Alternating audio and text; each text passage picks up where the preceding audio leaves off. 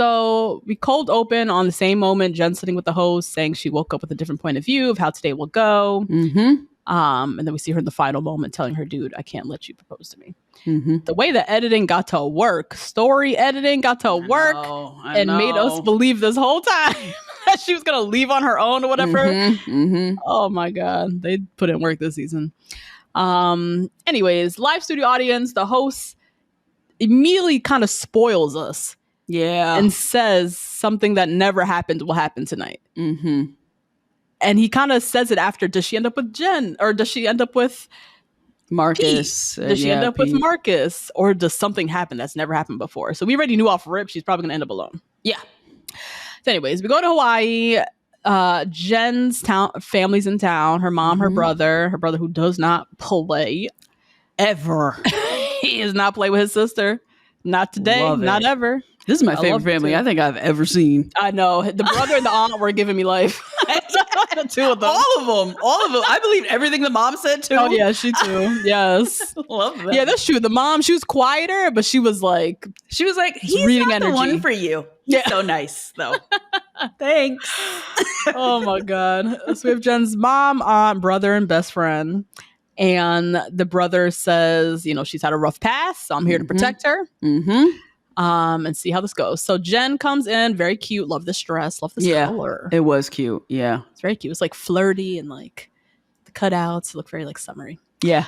Anyways, Jen tells her family she's in love with both men. Mm-hmm. She's only told one of them. Mm-hmm. Or no, only one of them has told her back. Sorry. Mm-hmm. Devin is the only one who said it back. Mm-hmm. She claims she feels equal for both. This must suck for Devin watching this back. I know, because his biggest fears came true, which did not exist. He just cared about winning. So he might not even care to watch this back. To watch it back, I know. Yeah.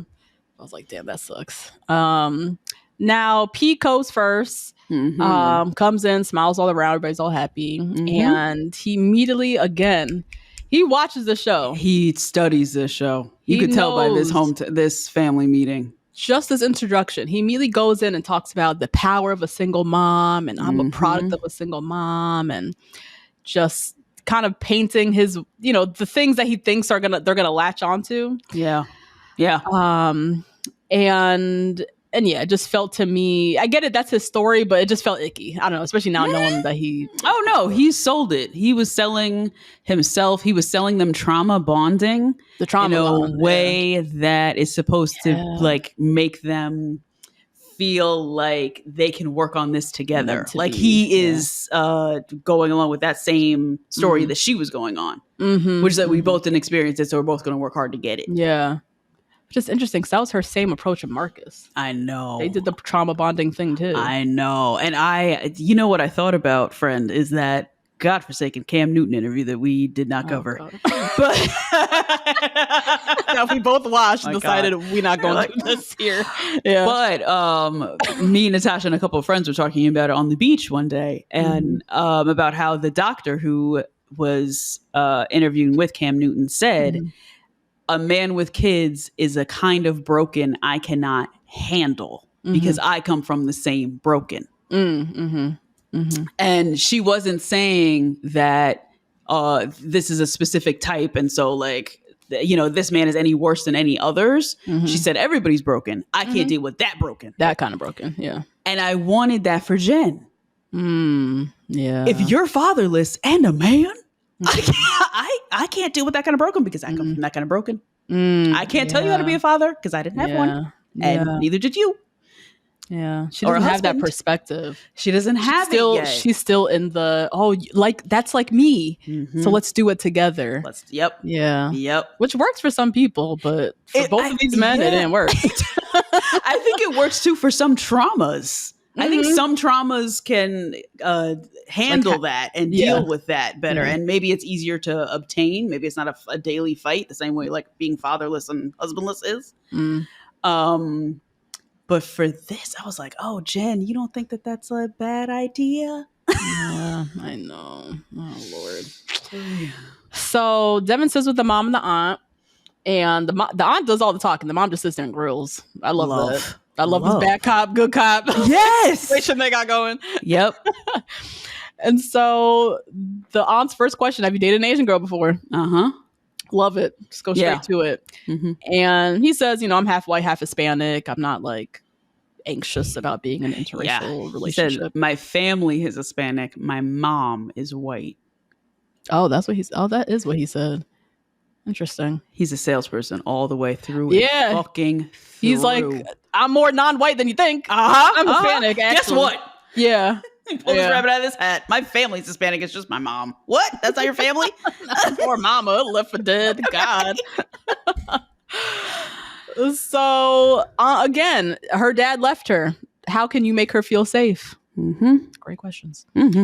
And he says, I didn't grow up with a man's love similar to Jen, but I'm excited to be that steady person for her. I'm excited to wake up and choose her every day. So he's putting a spin on this. Him and Jen have both put a spin on both of them. Yep. We're going to make it work. The fact that we both didn't grow up with dads, we're going to work together to feed that part for each other or some shit. I don't know what they're trying to say. I don't know either, friend. I was really sitting and thinking about this. I was like, okay, if I'm the Bachelorette and I bring out something who also has been homeless, how are we gonna deal with it? Like, what?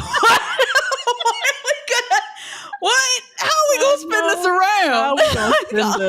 It has to be a very specific situation. If I was dealing with somebody who had the same exact trauma as I had before, you have to overcome it before me. We can't hold hands overcome this and overcome together. Yeah. The blind leading the blind. That's all I kept hearing was like, wow, y'all gonna have who trying to do this together. Oh my God. And then the mom asked, like, how do you feel if you're not the final man? He's like, it'll kill me, but can I get your blessing? And they didn't really answer the question. No, I loved this answer. They were like, so we're Vietnamese. Yep. All them other families that you watched who give out blessings like it's motherfucking Easter eggs? No. We don't do that over here. Okay? I lived. I love it too. I lived. Quick excuse. We're actually Vietnamese, so that's not going to work over here. Now, Jen sits with her mom, and she's trying to sell Devin, right? I could be really open with him. I feel like we can talk about anything. He understands me. Mom's first question, does he like Vietnamese culture? The cultural aspect is very important to her. I don't know if Jen has brought home some fuck shit white men before or what she brought home. I think she's just like really recognizing, okay, so we got the final two down. We have this tall man who is white passing, claiming Hispanic, and like coming in here and saying he's never dated an Asian girl before, says the reason that he loves you is because of how you make him feel. That's also not great. And then he asked for the blessing. Shouldn't he know not to ask for the blessing? Or Buddhist and Vietnamese? Shouldn't he know that that's like not allowed? Not what we're doing. Yeah, I guess so. That's true. But the cultural aspect seems very important to her. Yeah, and it's very different from every other bachelor. That's true. He started having a meltdown right here. He was like, fuck, this is not part of the plan. Not what I studied. We never saw this episode before. Oh God. But Jen again just trying to pitch her mom on him. He wants to learn more about the culture. He wants you to teach the kids Vietnamese. He wants to raise our kids in the culture, like trying to say all the things. And the mom just tells her flat out, I think you need more time to understand each other. Yep. Which was code for this engagement. He ain't the one. The table. Please, don't do this to me. Don't do this. It's a no for me, dog, is what her mom said to her. Literally. In so few words. Yeah. Now, Jen and her brother sit down. And the brother is flat out. He says, I'm unsure about Devin. Tell me more about this trauma bonding. Literally, he didn't say that. He was like, about this bonding over family. Like, tell me more about this. And Jen, again, we both want a different kind of love. We are both trying to fight for it. We both come from similar circumstance, so we're really in it to make it happen. And Jen sitting with her brother, she seemed this is the least confident I've seen her. Something about sitting across from her brother and having to answer these questions really had her looking real small, like a little girl, and unsure about herself. Yeah. Yep. And I was like, he sees the truth. He's seeing right through you, and you're trying really hard to pitch it, and you already know he's seeing through the bullshit. Exactly. Because that's her compass, is her brother, clearly. Yeah, clearly. And so, next we see the brother sit with P. P looks shook. He knows his brother's not boots here to play. Because not only did his brother have on nice crispy white linen pants and a beautiful lavender shirt to match Jen, but also a cunty little flat. You saw his little espadrilles he had on? I was like, oh shit. He looks like Diane Lane sitting here. Oh my God, he was giving coastal grandma. Yes. Or like a chic one, like in Miami. Yeah, very chic. Oh yeah. Where's Jen from? Where they live? Is it Miami? She lives in Miami. I don't know where the family is from though. Okay. Yes. So he sits with Devin, lets him know off rip, I'm a protective brother. He tells me that, she's ground. You told me that she's grounding you. How are you grounding her? Yeah. He's like, I don't want to hear all these different words, these buzzwords, grounding. Let's talk about these words. How are you grounding her? Oh my God. And he's just a bumbling idiot. I don't know. We grew up similarly. I think I've helped her grow in the process. You don't have the answers to these. They don't ask these on the regular hometowns. They don't ask these types of questions. They don't. He can't get away with the same shit. And he's telling them flat out, I'm here for TV in so many ways than others, right? She makes me feel seen because I'm on TV and I want the most screen time of anybody else. Like, you know what I mean? He's saying everything. Yeah. And the brother's like, oh, really? So you studied therapy words before you got here, right? Like a true gaslighter does. So he asks, "How do you feel about engagement?" And Devin says it scares him. I didn't know how she felt about me a few days ago. Since we're supposed to get engaged tomorrow. He says, she's playing it safe. She was playing it safe. She was treating us like a group, and I told her she needs to treat us like individual people and treat me like a singular person. And this is my show. Yeah. I was able to drag an I love you out of her, and that was monumental. I was like, you hear yourself, Devin? You yanked that I love you out of her. That could not have felt good. No. She didn't come at somehow. I think it did, because it means he's going to win. He's thinking about winning. Yeah. That's all he's thinking about. He's not thinking about feelings. Yeah. Oh, God. Girl. Ugh, God, I hate it. That's why he talks about, when they talk about other men, he's like, I would hate to lose. It's basically what he's saying. Yeah, he remembers the competition. Yeah, he doesn't want to see her. I want to see her happy. Oh, if that's what she wants. Oh, No, he wants to win. Girl. So then he asked for the blessing. The brother said, definitely not going to give you that now. The definitely was crazy. The definitely was wild. The attack. I loved it too. I loved it so much. I love this family so much. Definitely not going to give you the blessing. And he says it's not because of you. He's like, I just haven't talked to the other guy. So, but thanks for asking. I appreciate it. Yeah, I appreciate you asking. That was nice of you. Oh my God. Which makes a lot of sense. Like, yes. In the past, now you think about it, you've seen fathers give the blessing to the first guy without even meeting the other guy. Yeah, 2-3 people. And it's like, how does that work? Shouldn't you meet all of them and then get the blessing? Like, anyways.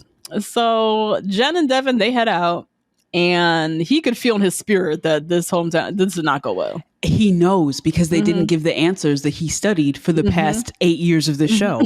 Because it's been nice little cutesy white families. Oh yeah, we'll give you the blessing. Oh yeah, sounds good. You seem nice and tall. You gave me flowers. Okay, great. Like, girl, not today. My God, not today. So he wishes it went a little bit smoother, but he said he did his best. Jen tells him again that she loves him, because she sees he's like in his head again, and she could see he's in his head and he's doubting. And as you said, it's not how he pictured hometowns to go or meeting family to go, because it's not what he's seen. So that's thrown him. Now, let's see. We go back to the audience. They got Hakeem. Oh my God. Lurking the crowd, girl. Bro.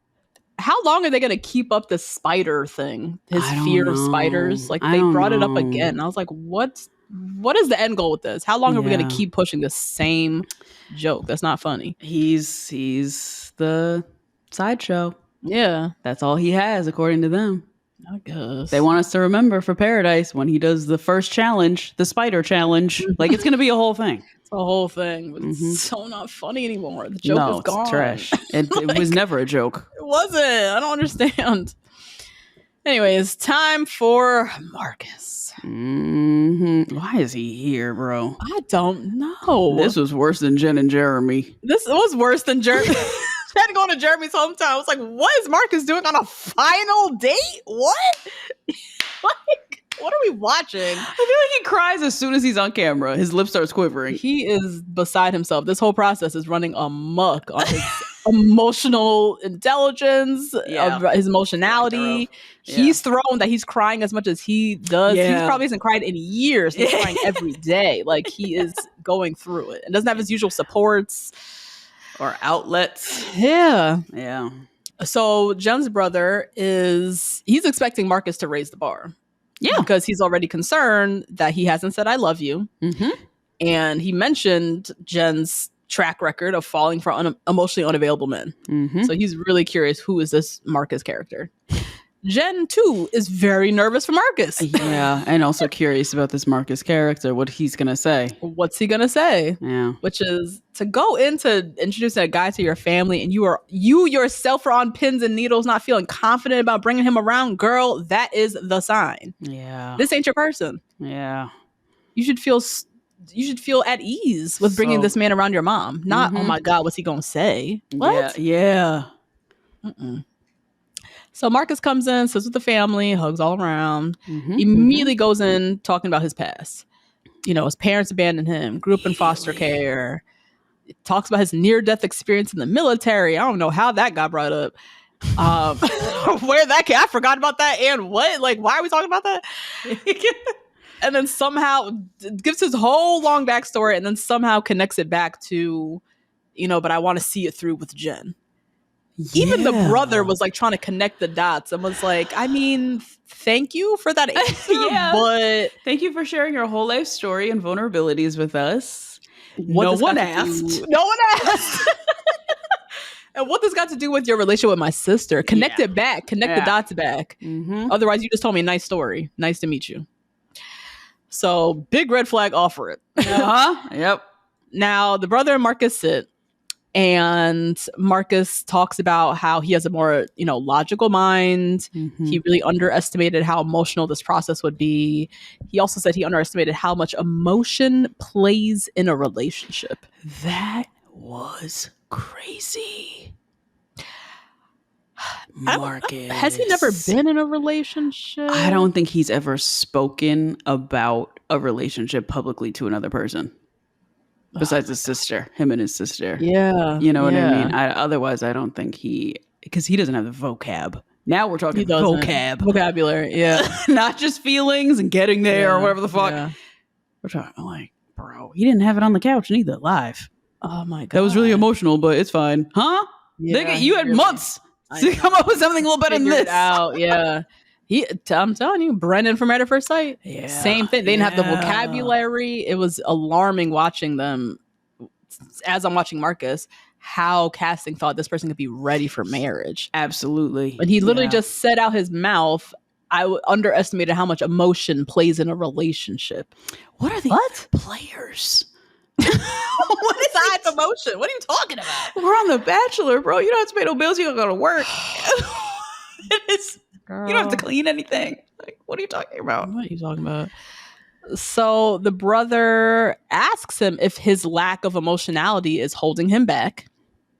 And Marcus, you can see him searching for the answer. Yeah. Doesn't have the vocabulary. Doesn't know.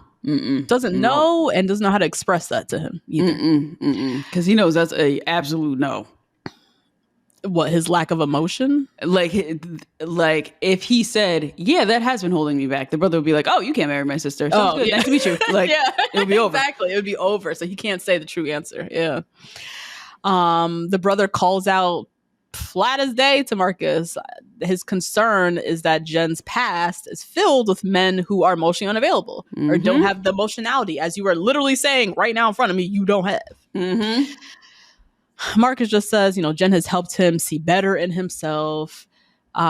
She's made him realize that he's on his way to finding true love. Basically just told the brother, like, look, I'm a project and a half. Yeah. And Jen has been putting in work on me. And I'm thankful for that. I'm grateful to her. And I'm a bag of work. And I don't know if I can meet her where she's at. That's all I heard. And it made me think of the same interview with Cam Newton. Everybody has baggage, mess, trauma. Everybody has their shit, right?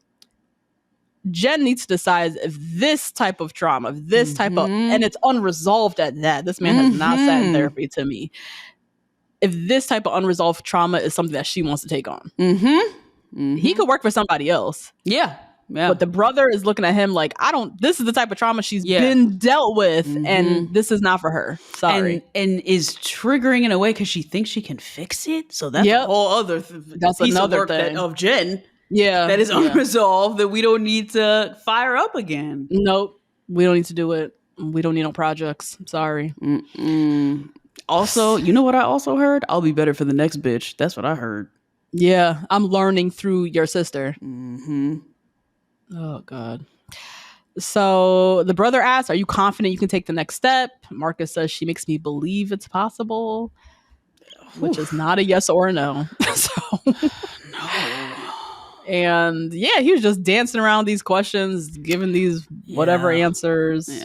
And the brother is like, he gave me whatever answers and danced around the questions. He flat out in his devotional was like, he don't answer anything. So that's weird. Answer any question. Yeah, exactly.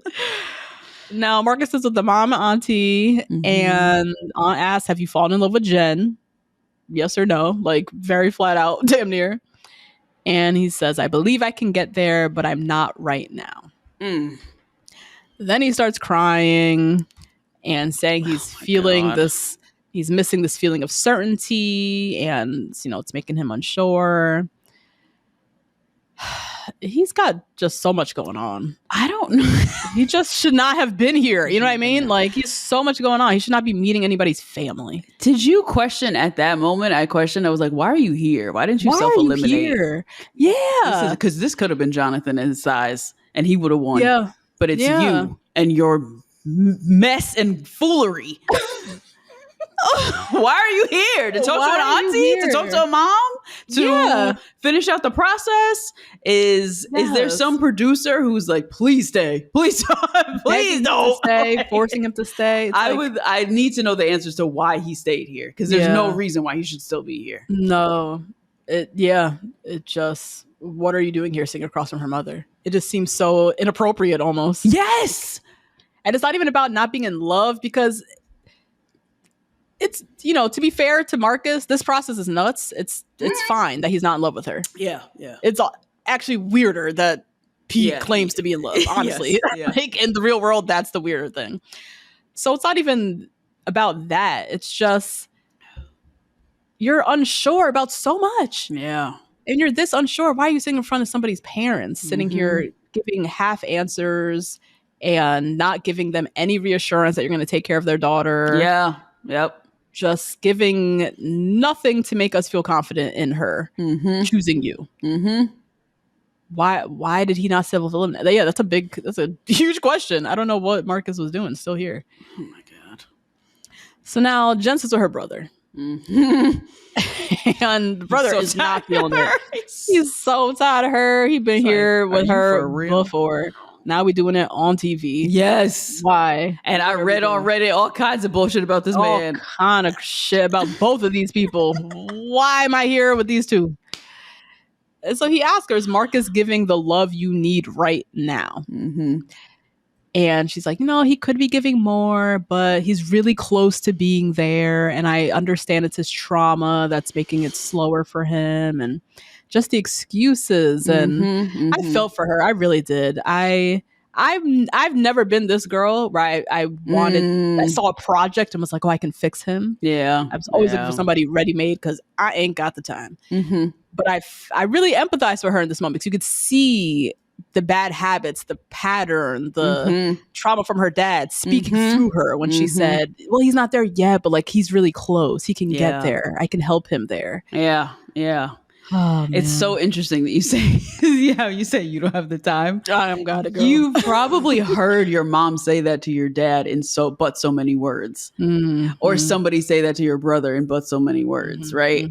And Jen probably never heard her mom say that to her dad, and that's why she feels like she has the time. She has the time. Yeah. Yep, there it is. It's just like what you grew up with. You know what I mean? Like it's just because I have definitely taken on projects before because my dad was definitely a work in progress when I was in my very formative years. And while it's gotten a lot better now, it was something I had to like really reflect on and look at. Like, what am I emotionally trying to pull out of somebody? Right. And why is that also validating for me? That should not be validation. Right. And for her, it feels like validation. She's like, I'm almost there. Yeah. I almost got him. Like I can almost get him there. I can almost get him there.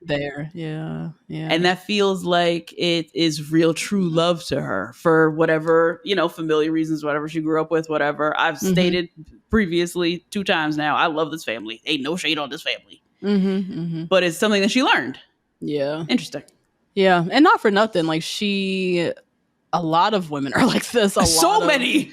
A lot of women are watching Jen like, girl, been there. I thought I could do it too. Yep. I have to put the projects down. Like, but we're just watching her live do it. Yeah. Unfortunate, But yeah, the brother is like, look, no shade to Marcus, no judgment on Marcus, but he is your classic emotionally unavailable. We've been here before, Jen. How long are you willing to wait? Because that's what he's you have to wait for this man. Yep. He's not all the way together. He's not giving you the love you need today. How long are you willing to wait? Which was like the best question that he can ask. I know. Best question. Framed in that way, because then she has to think, how long do I have to wait? Like, not am I gonna wait or can I wait? How long? Because this show only has 4 more days of shooting. Right. She's also on a timeline. On a ticking timeline, girl. Oh my God. So the brother starts crying. Yeah. Oh, that was sad. So sad. He just sees his sister walking down the path to bullshit. These 2 morons. They're not great options at all. Oh, it's horrible. And yeah, Jen and Marcus head out. She asks him, how do you see this ending for us? Like, she still doesn't even know how he envisions their future. I don't think she knows she's a Bachelorette. Yeah. I mean, she released power to Marcus for sure. And Devin, I think. What's Devin? Think, say you love me. Say you love me or I can't propose to you. Say you love me. Say you love me. That shit was crazy. Last week was wild. I know. But with Marcus, for sure, she ain't got no. I mean, she gave it. The minute she told him she loved him, he didn't say it back, and she kept him around. I know. He's been driving this bus. So, yeah, how do you see this ending for us? And he just says, today was project. Or today was progress. Today helped. Freudian. Yeah. What? I know. Little slip. Oh my God. Yeah, she keeps pushing him. I want to know where you're at with your feelings. Like, just pulling, trying to pull. Yeah. And he's just umming and on and and says he's not uncertain about her. It's just the pressure of, I've never had a family dynamic like this. Like, I want to be able to deliver, and just crying and saying a whole lot of nothing, honestly. I know, because I don't think he can search for all the things that he's feeling at the moment. I think that's why he busted out crying with the mom and the auntie. He's like, oh my God, this is 3 people real. That I'm meeting with that really care about her. She didn't meet anybody. Like, she met my sister. My parents refused to come. Like, yeah. This man needs therapy. Yeah, he gotta go. We've seen this from. I don't want to see this on TV episodes ago, again. but yeah, I don't want to see this. We're watching him trying to heal himself, and he has some open wounds that he's trying to patch up through the help of this woman, through learning through this relationship. He has so much doubt and uncertainty. If it's not even about her, it's about his own capacity to love. Why are we doing that work with this girl who's trying to get engaged tomorrow? Like, it's so mismatched, and he has so much work to do individually. Yes, before he can forget relationship. Forget a relationship. Better yet, marriage. That is a joke. Like, individually, he has so much work left to do. Yes. What are we doing, Marcus? Oh my God. So we head back to the studio audience. The host turns to the brother and is like, "Oh, I saw you were getting emotional there." And the brother just says, "At this moment, I'm not too happy." I was like, production was like, fuck. I said, go ahead. I know that's right. That means that any option is terrible. Every option is terrible. My face dropped when he said that. I was like, what? What is going on? I was living. I was like, oh my God, we haven't had family like this in so long. And so long. Because the producer was like, just say how you feel, but make it nice. Make it nice for us. It's live. Don't say anything too crazy. My man said, this is some bullshit. I'm not happy. Yeah. No. This is my sister, and I'm not happy about this. Not at all. I love it. Whew. So we get our final date with Pete Davidson. Yeah. And Jen going in, her biggest concern with him is if he's going to self-sabotage, get in his head and kind of sabotage what they have going, which is a good thing at this point. So for their date, they meet on the beach. They do this Hawaiian spiritual ceremony. Yikes. Letting go of the past, embracing the future. This is their second spiritual date, these two. Production is trying to make fetch happen. I know. They are trying to mosey Jen in the direction of Pete. So yeah, they do this whole ceremony, cleansing the ocean, whatever. Sit and chat. It did seem out of nowhere. It was, I don't know. So they sit and chat. He explains, his struggle of waking up one day, he's sure about things. The next day, he's not so sure. And how his problems are all self-created. I thought this was a huge foreshadowing. Yes. Even the way he put it. Yes. Waking up one day, sure of things, and the next day, I'm not so sure. Jen, you are leaving Dolo. Yeah. Both of these men are unsure. This flip-flopping, what are we doing? You know what? If she was like 2 years older, she would have been like, Jonathan's still here? Right. To production. Yes. Got a different ending. Fly Jonathan back out. Or see her fly to his place or something. Like, remember they did that with Eliza and Rodney. And Justin. Yes. She flew to Justin and then he still fucking dumped her. I know. Embarrassing. Anyways, time for the nighttime portion of their date. Devin says, I trust your opinion. I trust your judgments. I just want to leave here. I can leave here happy. I can leave here in tears. I want you to know I trust you, whichever way this goes. He then gives her a gift, which was a wiggity whack. For somebody who planned to be on this show till the end, I was expecting a scrapbook.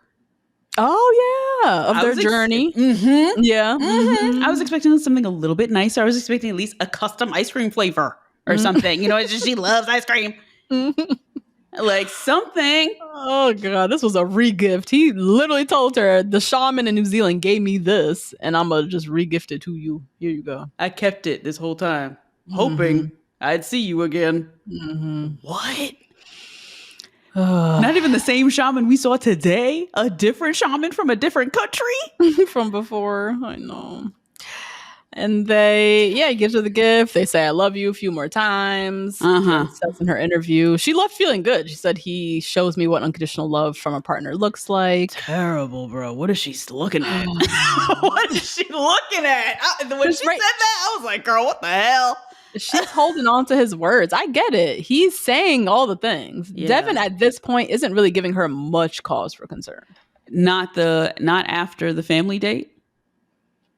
After the family date, I mean, I feel like from Jen's perspective, her brother was definitely way more concerned about Marcus. It was more so like, y'all just need more time. I can't give a blessing to this guy. I haven't met Marcus yet. I don't know what this is like. But I don't think he was like super doubtful or like mad about her bringing Devin. Yeah, you know what I mean? Yeah. I think at this point, Devin's meeting of the family was the best case scenario for her. I think that was the best that the family was ever going to give. Okay. Yeah, that's true. I think. Yeah. You know? And so at this point, she doesn't have that much cause for concern with Devin. He's told her he loves her. He's given her this gift. He's, saying he's committed. He's saying and doing all the things. He's there for her. She said it back to him. They're saying, I love you now. Like, they're just doing it, Yeah. So, yeah, when she said he's giving me unconditional love, he's showing me what unconditional love, especially in stark contrast to Marcus, Devin is the best thing since bread. He does look good. I was very concerned that her family's words had such little weight to her of like, I definitely can't give this blessing. You definitely need more time with this man. No. And then she turned around and did it anyway. Oh, really?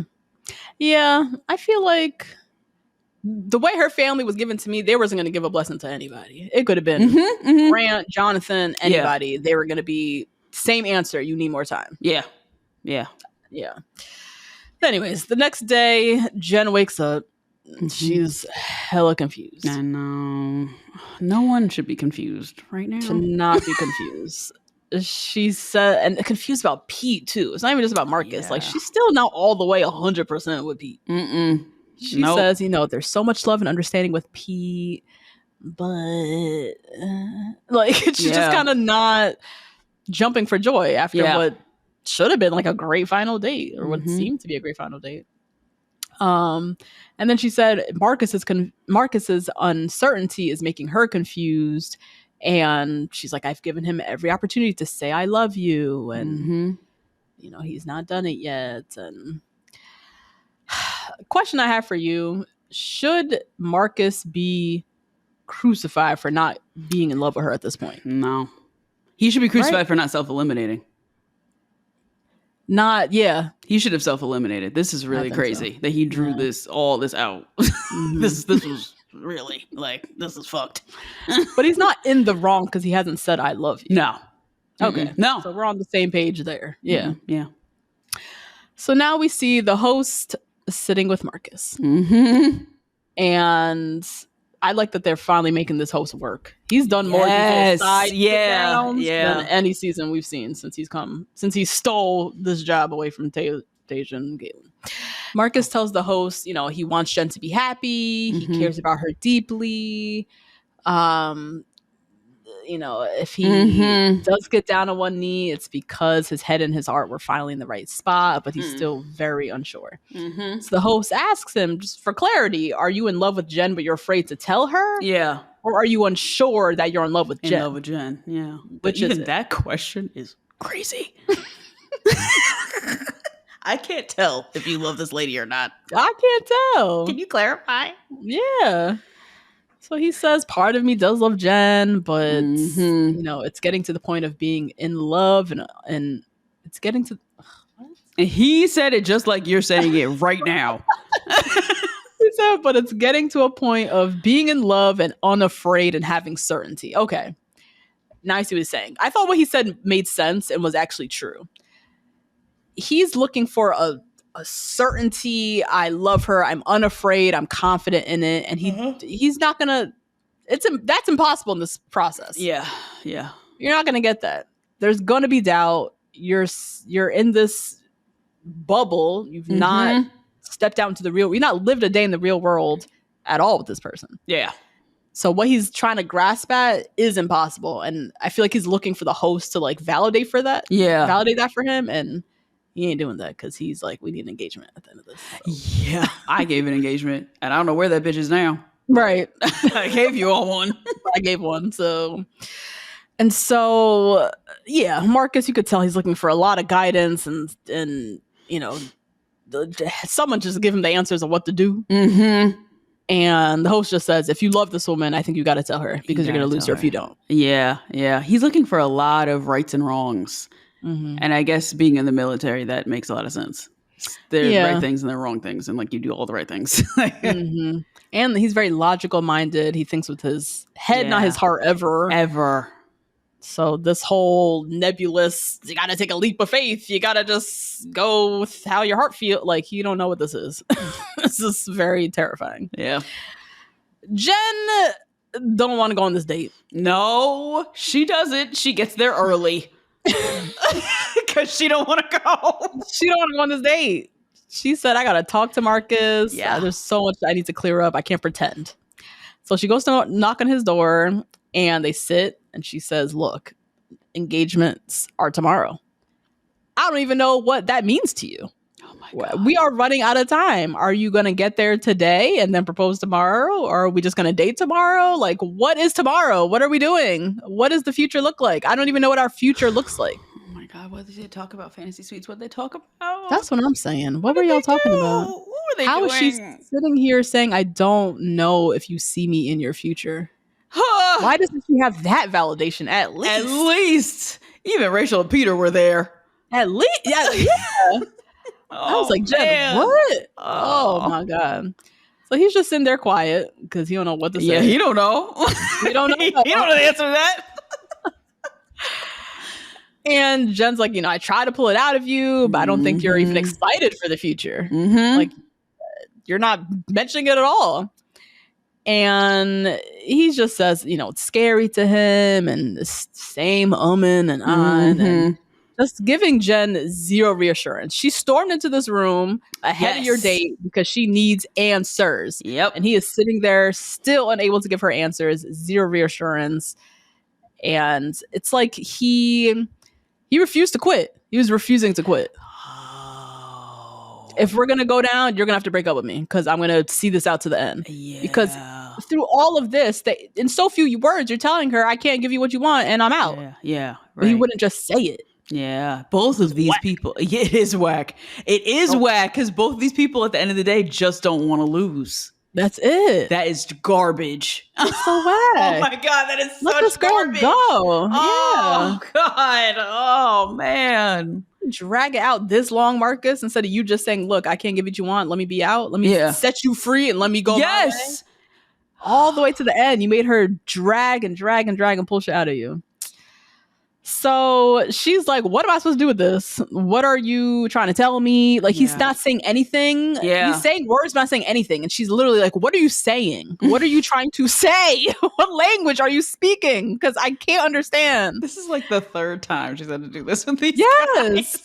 She's been working this season, girl. Oh my God. Exhausted. So he says, you make me want to keep trying. My highest goal in life is to find my person, start a family. And she's like, I know, but is that with me? Like, Jen is a better woman than me because I don't have the energy to drag all. Oh my God. This was a lot of energy. I was exhausted watching this. I know, me too. This is too much. I couldn't do this twice in 6 weeks. She has done this easily twice with Sam. I could not do this. Actually, 3 times. Matt. Nope. We have thrice. 3 times. Her ex. Yep. Oh my God. She has done this. What are your emotions? Can you explain them to me? Nope. I got it. I don't have the time. This is insane. Like, how old are we? How do you not know how to articulate this? Why'd I have to pull this out of you? Oh my God. There's something about there's a perfect cocktail in her head. A perfect, I don't know if it's like men can't express their emotions, right? Men have a hard time expressing emotions. So that's my dad had a hard time. My dad never closed the door with me. He literally stopped talking to me. So the men have a hard time to yank it out of him. Like there's whatever it is, right? I'm not trying to make crazy judgments on this girl and her family, but there's something going on that's making her feel like it's justified that I should be dragging it out of these people. And to give this much grace. And to give this much time. Very gracious with these men when she really could just hang it up and just be like, I'm out. Yep. she's giving a lot of grace. But yeah, I think there might be some internal narratives where she's like, it's fine, you have to give them time or something like that. Oh my God. So let's see. Marcus is like, my feelings are real. Maybe I'm putting too much pressure on myself. He starts crying again. Oh, She's God. crying. He starts crying. I can't with him crying anymore. I'm done with his tears. Done Marcus, with him. I'm so over these tears. They mean nothing to me anymore. Like, because you say nothing and then you're sobbing. But then you're sobbing. Bro, please. I can't with this. No. And then Jen finally just pulls it all together and is like, look, I've been investing too much in us from the beginning. He was the first one-on-one. Yep. And she was like, ooh, she was good with her boy Marcus. She's been investing so much. She's like, I didn't anticipate pouring this much into someone like this. And now for what? Where do I go from here? You're not telling me anything. With these feelings, that's so crazy. Nothing to show for it. She says, I'm tired and I don't want to feel this way. Yep. Yeah. I love that she got there. I'm glad she got there. Girl, you really drag us through this, but she got there. She did. She did. She eventually got there. She woke up. She's like, I'm exhausted. I don't have the energy for this day. She wasn't excited for the day. It wasn't going to be happy and fun. It was going to be exhausting because that's what it is with Marcus. You got to pull everything out of him. So he's like, at the end of the day, I know that I love you. Now here he come with the I love you. All right. Late now as here he comes. Ever. Oh my God. Poor Jen. She's had so many I love yous. I know. Fake ones. Because Devin was fake too. Trust this there's no way. Devin don't love her. Absolutely not. No. To treat her the way he did in the end, no way. He's like, I want to give it a try. I don't want to give up on it. Like, really, now Marcus is trying to fight. And she says, I'm out. Like, I just can't. She comes back. He says, I did fall in love with you. I was afraid to tell you, but, I'm sorry. I wasn't giving you what you need. And she just says, I'm done trying to prove myself to someone. I'm done trying to pretend like I'm not worth it, but I know I'm worth it. Yeah. Like, I'm done hinging I love this. I'm done hinging my future on someone being afraid to lose me. Ooh, that was a word. That's a bar. That was a bar.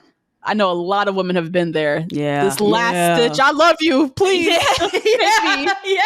And you hinge your future on that last stitch little action, that last little gesture that he gave you. She's like, I'm tired of this. I want someone who knows from Jump Street, not when they're about to lose me.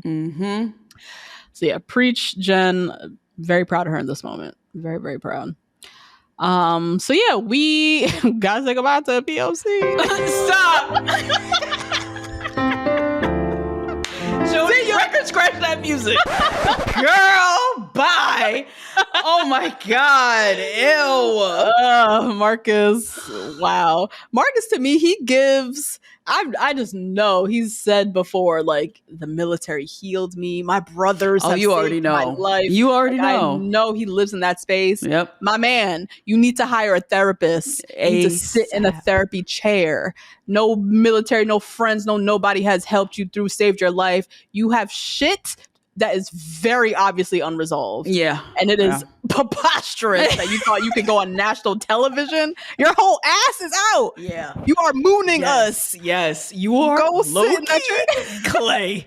Low-key. Low-key. You aired your whole family out. You aired it all out. On the premise of you not being emotional enough to get there. Yeah. That's wild. Crazy. That's what's crazy.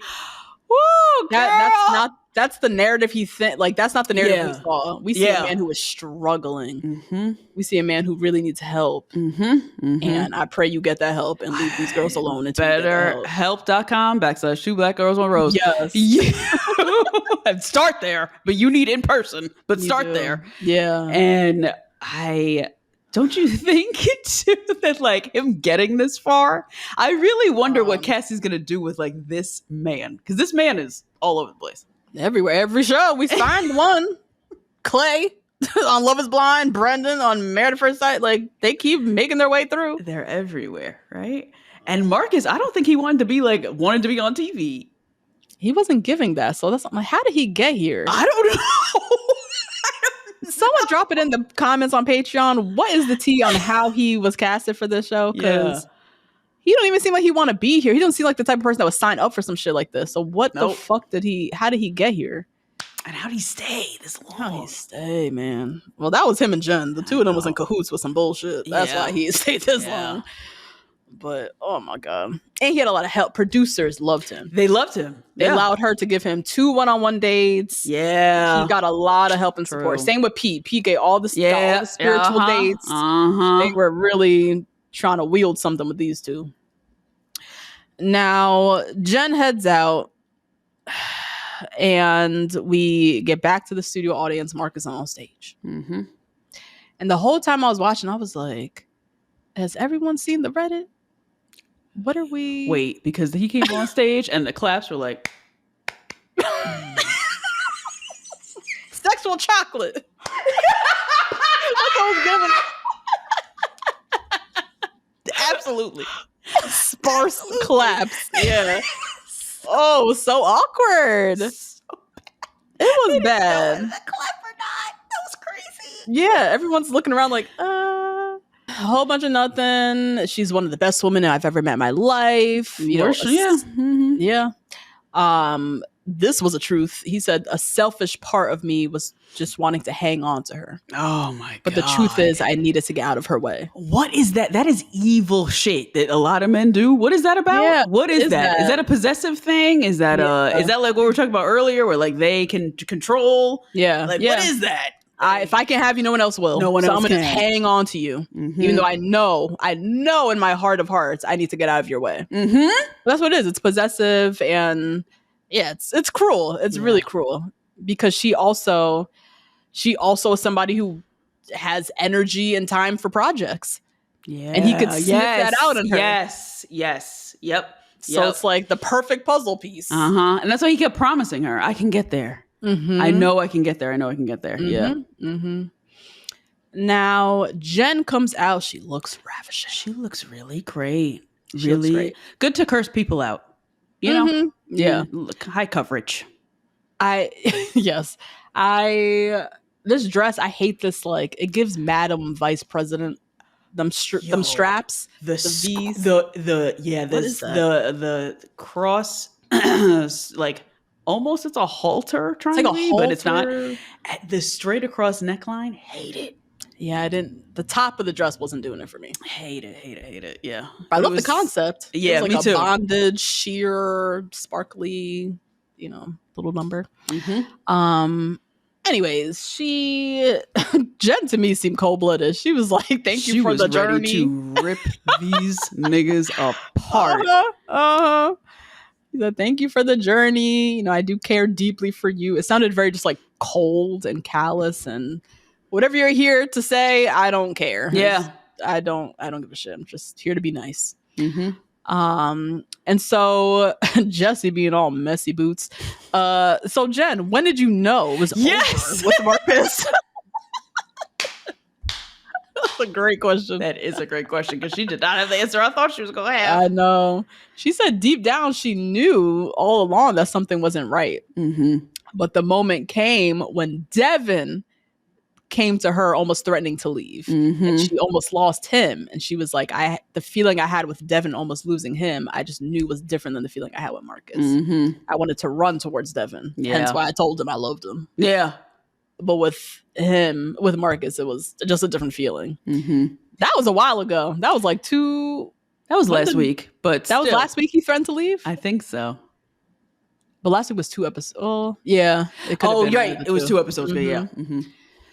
But yeah, I was like, damn, girls, you knew this whole time. Your gut was not lying. Girl, and you let him meet your brother and shit. That's crazy. I know.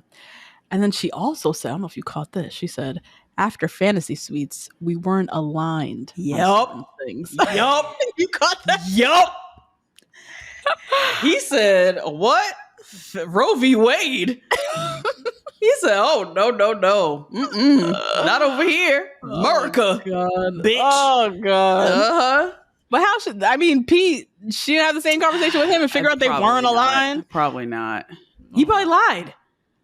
True, knowing him, he's a fraud and a liar. He's a fraud. So, that's true.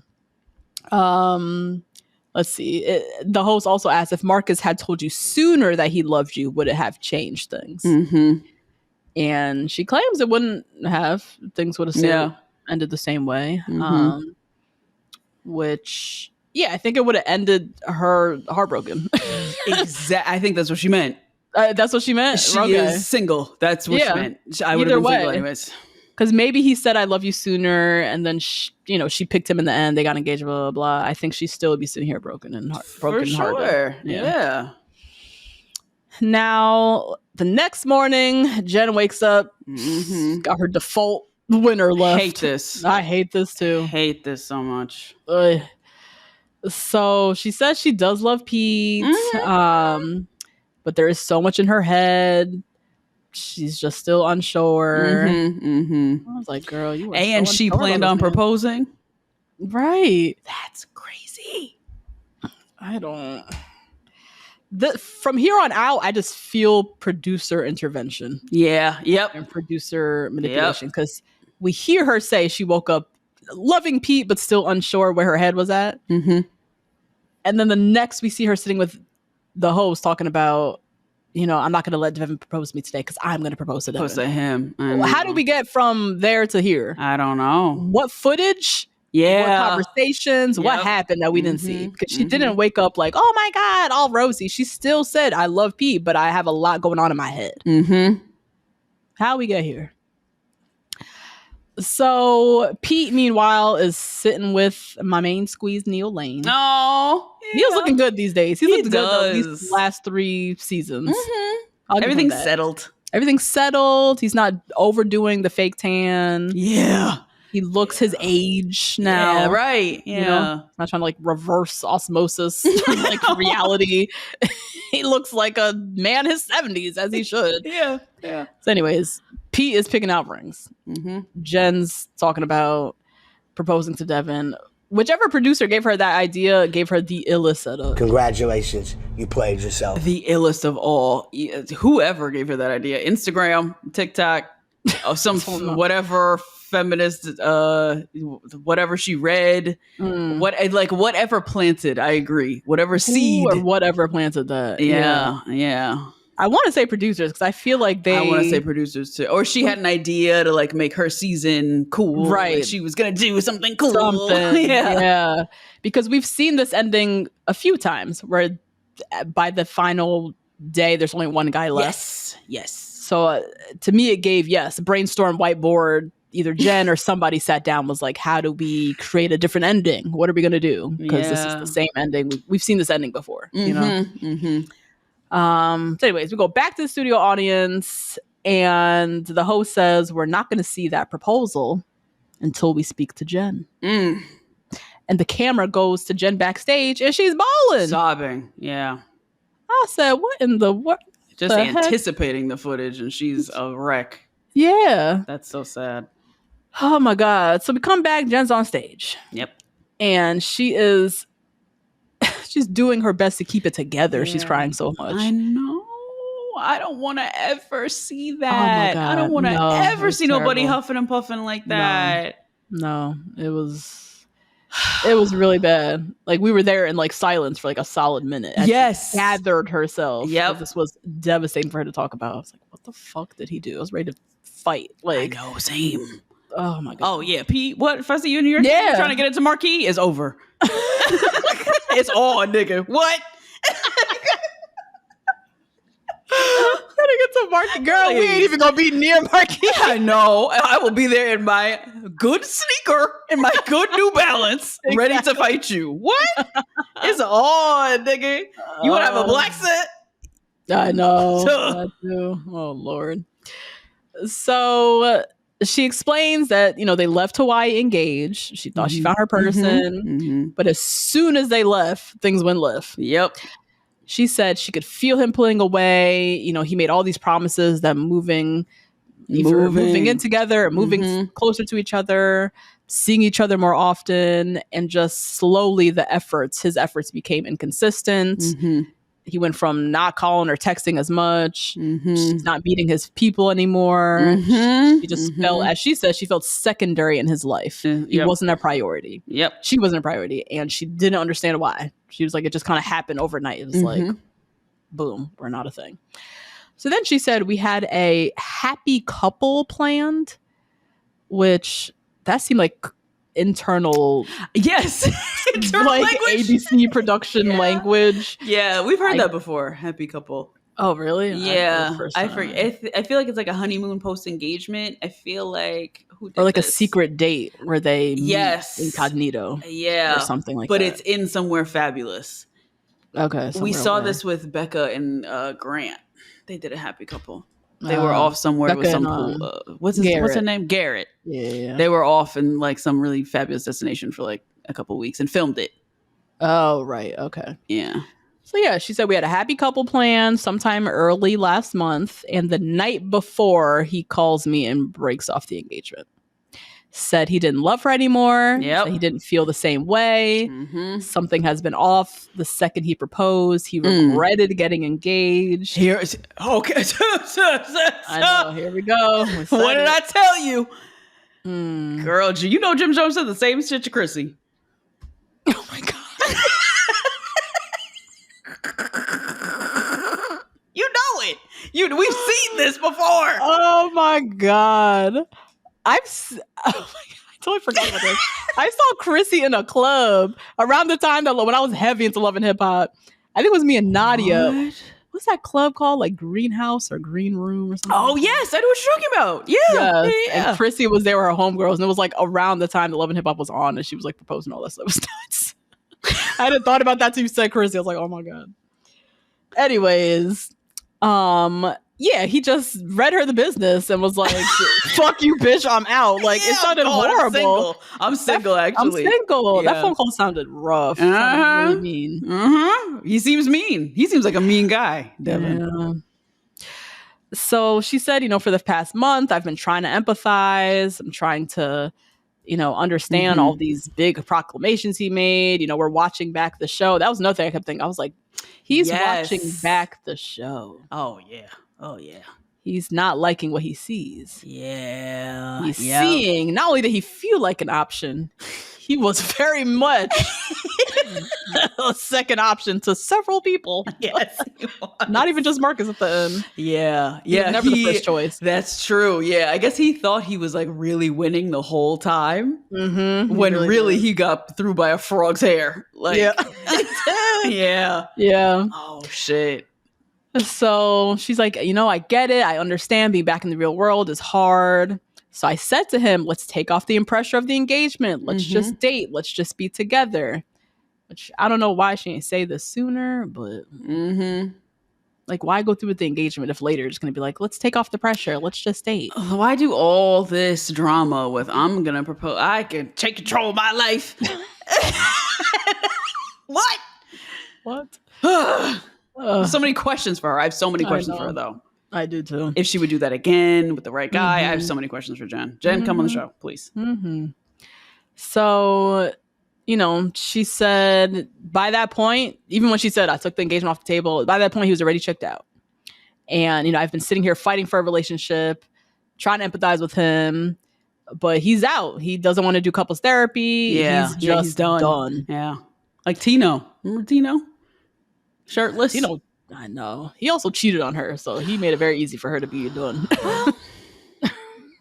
That's true. So they haven't seen each other since July. She says she's been trying to see him because she knows this day is coming, motherfucker, and I want to do this off camera. Yeah. Yep. And she said, I've been trying to see him, but he's been avoidant. He's been ignoring my text messages. Because he wants to be the star. He just knew he was going to come on this stage. They were going to clap for him. How? How can he think that? He's a narcissist. Narcissists are like that. They're crazy. Oh my God. Yeah. I can't imagine Jen. She's getting left on red.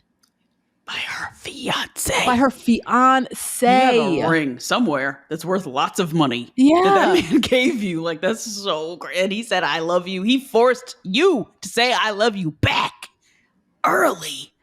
And I just don't even understand his strategy. Isn't it in his best interest to talk it out with her, get on the same page before we get on national TV? Why you want to have this conversation live on stage? It's not going to end well for you. No, because he's unhinged, though. He's an unhinged, like, narcissistic weirdo. He thinks that it's going to work out for him always. Oh, my God. He's got gay personality. He's loud. He's life of the party. It'll all work out for me. I'm Devin. God. So the Becky of the week comes out on stage. Yeah. Damn. I mean, no claps.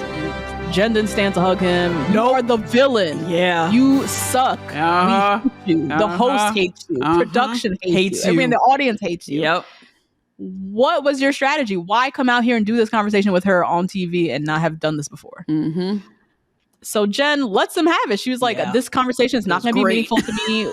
We both talked about wanting to talk off camera. Mm-hmm. She said, I can understand someone changing their mind on someone, but I can't understand how you've treated me since you broke off the engagement. Right.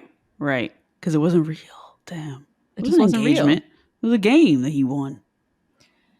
She was like, first of all, you ended it on a phone call. You broke up an engagement on the phone. Then the next day, you followed Maria on Instagram. The next day. And Maria, somebody pointed this out. I forget who it was. I think it was Jared Freed pointed it out. Maria has a public Instagram. Ain't no reason to follow that lady except to let her know that you're not with Jen. Yeah, that you're interested. Oh my God. Garbage. Nasty work. Yeah. Devin, that's nasty. That's beyond disrespectful. Yep. Wow. So he's like, yeah, I can't excuse the Instagram follow. I failed you. But everything I felt was real. Oh my God. Why are you saying it? I don't know. But that's a white man put it on a black as a black woman. Like, as a trying. Hispanic man with a white mom. I don't even know what's going on. He just came with some stock answers, right? I failed you. Yeah. He's trying to play this fake ownership and taking accountability. Yes. And still putting the ball in her court at the same time. I failed you because you had expectations for me that I could not meet. No, you're just foul. Oh my God. And so he's like, she said, you told me you're having such a hard time. You're having such a hard time, right? Well, the next thing I know, you're in New York City clubbing with Jeremy. Have you ever seen three people who don't want to look like they got caught? They all look like they had chipmunk cheeks full of candy. I didn't even know. I don't know anything. Jeremy. I keep went to Jeremy. I can't. Jeremy's like, it was more of a lounge. Yeah. We went to dinner. It was like Tao. It's not a club. Oh my God, he looks so caught. Oh, and then Devin. Well, I was in New York for a work trip. Yeah, you know my client. You know that client. My work trip. Oh my God. He is horrible. Terrible. And she knew this was going to happen. That's why she's pulling out these receipts. Yeah. Fully. She knew. Yeah. Mm-hmm. So the host is like, what happened? Say something. What happened? Give us anything. Oh my God. And he says, I left with a lot of doubts. I suppressed those feelings. I was honest with you about that. Mm-hmm. She was like, yeah, you were honest 2 months later. Mm-hmm. You fully got engaged to me. And you had all these doubts allegedly this whole time. So you hid all of that from me. Right. And you're a liar and a fraud. Yeah. Yes. You pressured me into saying, I love you. You needed all this validation, reassurance, when all the while you had all these doubts that you were quote unquote honest with me about. Yeah. You were honest 2 months after we got engaged. And even then. Oh my God. And then you see Rachel Recchia in the audience. She's triggered. Sobbing. Oh my God. Sobbing. Because she also chose a fraud who said all the things to her and then cheated on her 2 seconds after they got out of the show. He's like, I was honest with you every step of the way. Were you honest or were you not? Which one is it? Right. Yeah. And then he says, I was regretfully late in letting you know. You are 100% right on that.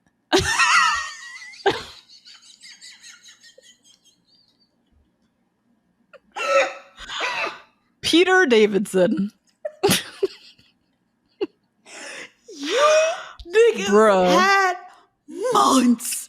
You could have signed up again. BetterHelp.com/Girls on Rose. And you could have gotten a little therapy speech. You know how many speeches my therapists have helped me write out for difficult conversations. They help you put together the words to map this out, right?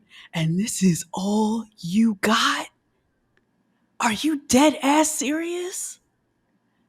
It's embarrassing. That is so embarrassing. That means you don't respect her at all. No. You couldn't even take a little bit of time to script write for yourself.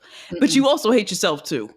Because you look crazy up here. You're the only one who's looking crazy up here. The only one and Jeremy wild. look crazy. Yeah. Jeremy in the crowd like, fuck, how I get dragged into this? I was just trying to get some pussy at the club that night. Like, God. Now, Jen, she just lets him have it. You had one foot in the whole time. Yep. You know, you're on Instagram promoting the show. You're posting memes about Sam. Meanwhile, I'm over here heartbroken every Monday night for the past 10 weeks. And you don't seem to care. And you leaving me on red. The fuck is that? I'm watching you post us together and you're leaving my text on red. That is nuts. And you know it's him. Nuts. You know it's him. What does he have? A freight company or something? He's not, you know, no social media manager. It's him. Instagram. Yeah. And she's like, you know, you told my mom you would never abandon me. Where was the fight? Where was the fight for us? He's like, I fought. What a liar. I know. He's just, you can't believe anything he says. You can't believe anything. Ain't nothing worse than a man who's not about his word. You look so sorry. Yeah. You're so pathetic. Yeah. You don't look like a man. No, you look like you stand for nothing. Nothing. It's really not that hard to say what you mean and mean what you say. No. It really isn't.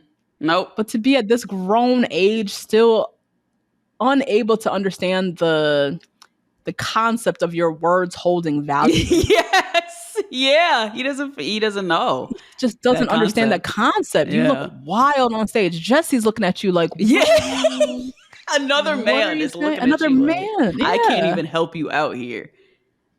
All because you're an aspiring internet, whatever the fuck. Whatever the fuck you came here to do. Yeah. That is not going to happen. No. All of this for that? That little aspiration? I'm almost positive it was podcasting with Maria. I'm almost sure. They wanted to take the place of Serena and Joe. Oh, God. If I had to hypothesize, that was his plan this entire time. You came here to host Bachelor Happy Hour? Oh my God, that is embarrassing. You look nuts. Oh my God. I also think of his ego, as I said earlier. I think he watched the season back, always felt second fiddle to Sam, to Marcus. Hell, to fucking Jonathan and Grant. Everybody loves Jonathan and Grant now. He's not getting that same love. Yeah, that's true. And then all the way to the ending, he's watching her trying to make it work with Marcus. Marcus is giving nothing. Zero. I mean, dust. And she is grabbing onto them little particles and is trying to make it work. And he's over here saying everything and more. And he's watching that back, how she was not choosing him. That's true. I think that really had a huge part to do with it. And I wish he would just say that. I wish he would say that too. Yeah. Because I would understand that. Yeah, me too. I would understand it, honestly. But he ain't saying that. His ego's bruised. So he's trying to redirect the conversation. I don't want to talk about the post breakup. Let's just talk about the breakup. I don't want to talk about New York. I just want to talk about the breakup itself. I'm sure you don't. So the host is like, all right, let's just wrap this up. Yeah. You ain't saying shit. Like, what do you need to say to her? And he's like, you know, I watched this beautiful girl flourish into a woman. And you did it on your own. Yikes. And I was falling short living up to what you needed. And my God. I really watched you grow. And I watched how this part really got me. I wish he just slapped him when he said this. He said, I watched me contribute to your regression. There it goes. Yep, there it is. But I was a part. Yep. I wish she literally just slapped him. It's like, you just don't get it. You just don't. Away. Yeah. Get it. Now it confirms. Now you hate women too? Okay. Well, now you just gotta go. And that's also too, like, he's just so self-important. Yeah. I was a part of your journey of growth. I was part of you. Yeah, I was a part of it. Now you're down and out. That was because I did that. Like, yep. fuck out of here. Jen is pissed at herself more than anybody, I think. I'm sure. She's big mad at him, but she's more so questioning herself and is big mad at herself that she felt like she got in a way. Yes, and probably by production too, because they also really let this happen. Yeah. So, oh Lord. So Jen, she's just crying, and the host tries to apologize on behalf of ABC and Warner Brothers. He's trying to do damage control. He's been doing live TV a long time. You already know those tweets are getting fired off right now. You know, your love story didn't unfold the way we wanted it to do. I'm so sorry. But you know, you did make history with a beautiful proposal. Should we watch it? Should we watch it together? Why are we making her do this? Oh my God. Jen even said, she was like, I mean, do I have a choice? She literally was like, She does. Tasia walked off stage. You do. Tasia didn't watch her. No, she watched hers, but she walked off stage when she was supposed to host something with Caitlyn. I forget. And After the Final Rose, I want to say. Or this was during after she broke up with Zach. Yeah, during Michelle's season. And she did leave for a moment. And she left. You could leave. You can. So they play the proposal, her proposing to him, he proposing to her. She is sobbing on stage. They have her little face in the box the whole time. That box is a really important fucking job. Box. Whose job is that box? Because that box needs to be Orna Galernick's job and no one else. Like, they really need to figure out with that because that box would be lethal, diabolical. Yeah, it is diabolical. It is, right? I mean, we're watching Jen sobbing at one of the happiest moments of her life. Yeah. Why? Why is that box there? I don't want to watch that. I don't want to watch this. And we all loved her. Yeah. She's not the villain here. Show Devin. No. Show Devin's face. Yeah. That's what they should have done. Why am I watching her sobbing? Put it on Devin. Let him watch us watch this back. Yeah. All the lies he told her. So we get back with Jen and she just says, look, I don't regret proposing to that man, but that man doesn't exist anymore. That was a word. It was. She said, I'm still the woman I am. I'm still that woman. And I fought for this relationship to the point where I did things that disrespected myself. Yep. Letting us know how much she fought for this. And he let her down. He didn't fight. And yeah, he's still saying a whole bunch of empty bullshit, and they just let her have the last word. And she's like, I hope you learn the weight of your words, and your words matter. Yeah. And I hope you figure that out one day. And that was that. Wow. Then they bring up Joan. Because next we have her journey for love. I was like, y'all need to take yourself seriously because this is a joke. This is really not it. Joan this ain't it. Should have had the Good Morning America segment tomorrow. Yeah. You know? Yeah. We got to move this over. We got to move this over. You know? Let's just go into Jimmy Kimmel and that's or because this is crazy. I would love it if they did in fact take themselves as seriously as they appear to be. Have casting sit up there. Oh, and have Jesse explain what the fuck was going on here and what are you going to do differently for Grant? Yeah. Since you have already 20,000 bitches in the lineup. Right. What are we going to do better? Yeah. That's what everybody wants to hear, I would think. Yeah.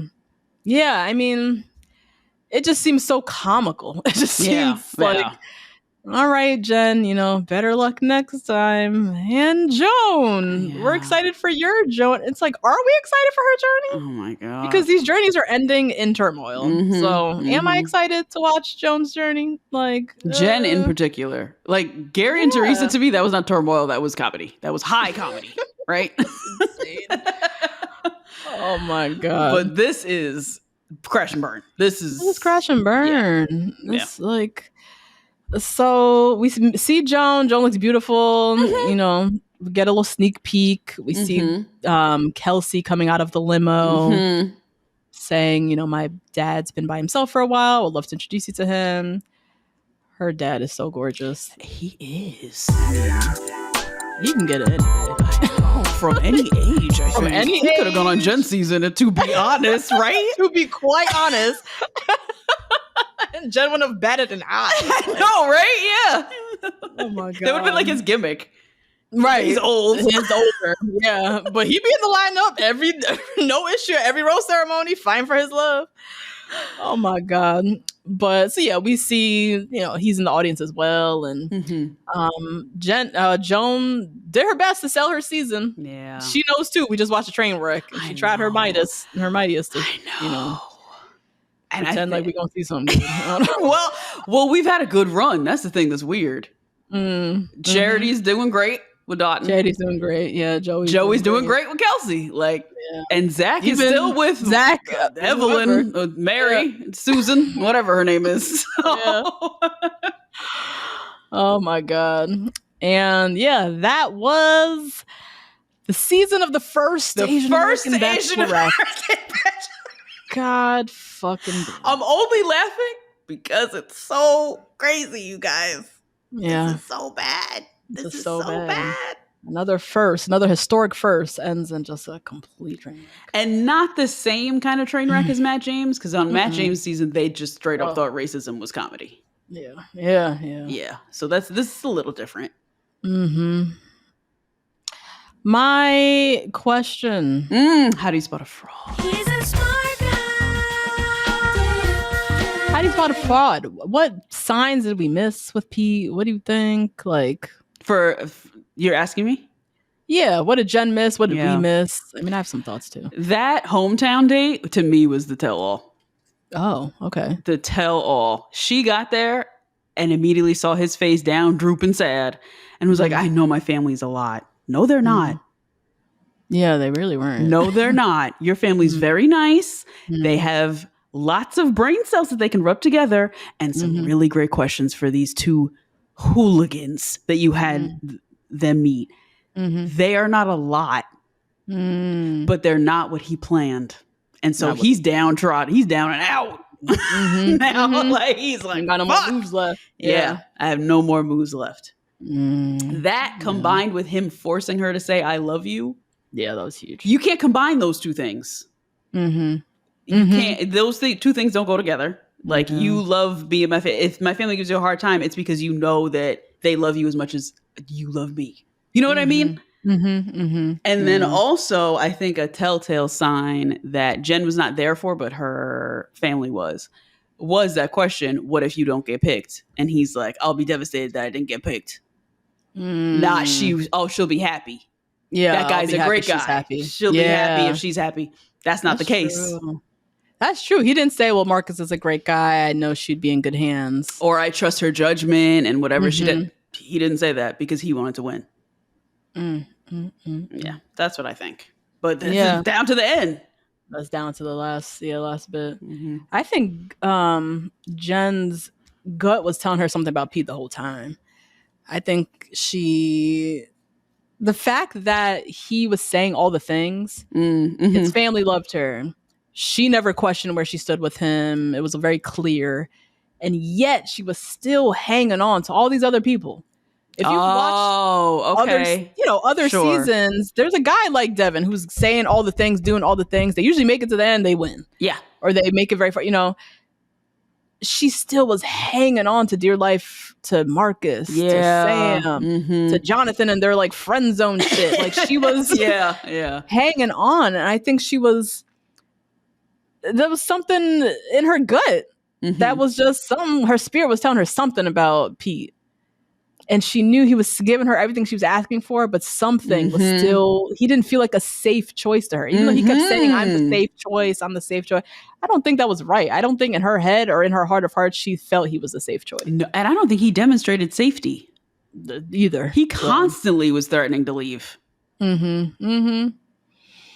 So Yeah, I feel like, big lesson. You gotta follow your gut. You gotta listen to your instinct. You gotta follow your gut, and you have to look for signs that this person also watched this show marathon after marathon after marathon. You have to look for those signs that person's not being themselves, that they're following the script. That they're fully following the script. Yeah. Lord. Well, that's that, guys. That was that. Jen, I can't wait to see you go visit Jonathan. Yeah. Go visit Jonathan.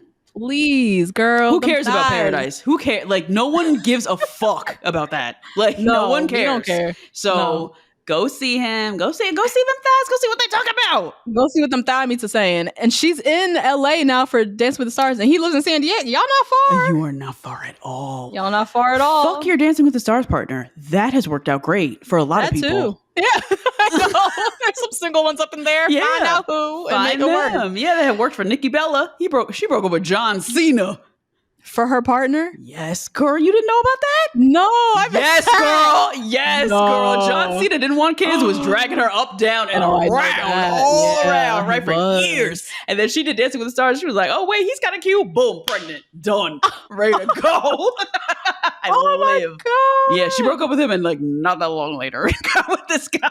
Yeah. Wait, but is she still with this guy? It looked like she... is she not with him? Look like they getting divorced, girl. What? Mm-hmm. No. Just a quick Google. His name is Artem. Yeah, Artem. Yeah, they're divorced. What? I didn't laugh. Have fun with the Dance with Stars. Don't marry him, girl. Just have fun. Oh my God! See, divorce alert 10 hours ago. Oh, that's like literally as of today. Oh God. Oh God, they got domestic violence going on too. Oh, this is a mess. See what happens when we don't have a pre-show. No. The pre-show, the last minute of the show. God.